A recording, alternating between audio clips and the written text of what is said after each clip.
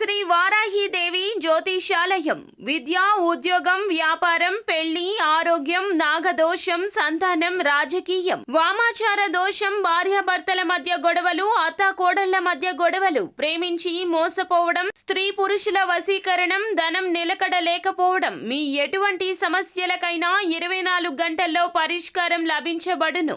Number 1 వశీకరణ specialist Pandit Pawan Namboodiri, Kerala తాంత్రిక గురువు గారు. Phone number 9043637512.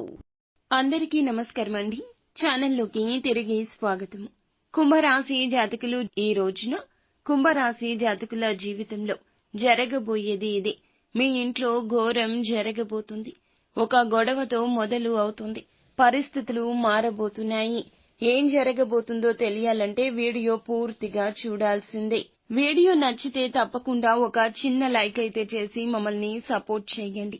ఇక ఆలస్యం ఏమాత్రం లేకుండా వీడియోలోకి అయితే మనము వచ్చేద్దాము.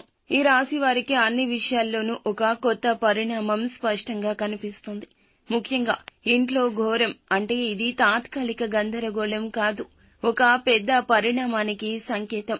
ఇంటికి సంబంధించిన విషయాల్లో ఈ రోజున కాస్త విరుద్ధ పరిణామాలు ఎదురు కావచ్చు. ఉదయం నుంచి సాయంత్రం వరకు కొత్త సమస్యలు వినిపించవచ్చు.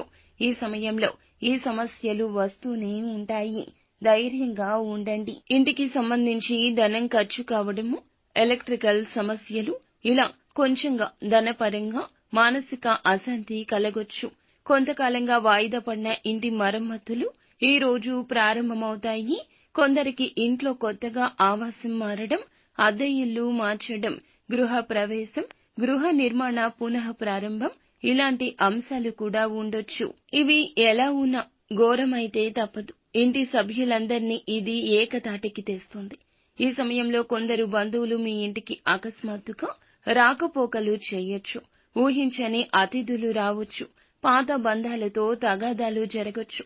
మీ ఇంట్లో పాత బంధువులతో ఇబ్బందులు కూడా కలగొచ్చు. ఆస్తి గురించి బంధువులతో మాట్లాడుకోవడం లాంటి పనులుంటాయి.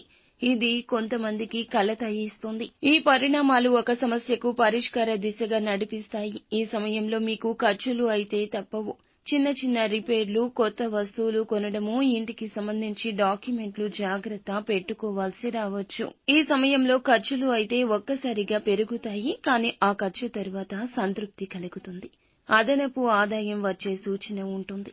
మీ ఇంట్లో ఉన్న కొన్ని పాత వస్తువులు సమస్యకు కారణమవుతాయి. పాత వస్తువులు బయటకు తీయాలి. వాస్తు శాస్త్రానికి విరుద్ధంగా ఉంచిన వస్తువులు లేదా మీరు ఏదైనా చిన్న చిన్న సమస్యలకు దారి తీసేటటువంటి ఏదైనా ఆలోచనలను కూడా మీ మనసు నుండి బయటకు తీసేయండి. ఇంటి మధ్య గదిలో గణపతిని పూజించి ఇంట్లో 4 మూలల్లో గోమయం కలిపిన నీటితో శుద్ధి చేయాలి. ఇది మీ ఇబ్బంది తగ్గిస్తుంది. ఈ రాశి వారికి ఈ సమయంలో ప్రధాన సమస్య ఆందోళన. సమస్య తేలికే అయినా కూడా మనసులో భారం పెరుగుతుంది. అందుకే ఈ సమయంలో ఏం చేసినా కూడా పెద్దల సూచనతో చేయాలి. తల్లి, పెద్దల యొక్క ఆశీర్వాదం తీసుకోండి. ఇంట్లో పెద్దవారి అనుమతి లేకుండా మీరు ఎటువంటి వయస్సు నిమిత్తం ఉన్నా కూడా ఏ నిర్ణయం తీసుకోవద్దు. కుటుంబ సభ్యులతో కలిసి వ్యవహరించండి. ఈ ఘోరం జరగకుండా ఉండడానికి ఈ రోజున మీరు సాయశక్తులా ప్రయత్నించండి. ఖర్చులు అదుపులో ఉంచుకోండి. ఇంటి తూర్పు గది లేదా పొరుగు గదిలో సత్యనారాయణ వ్రతం చేయడం మంచిది. అమ్మవారికి దీపారాధన చేయండి.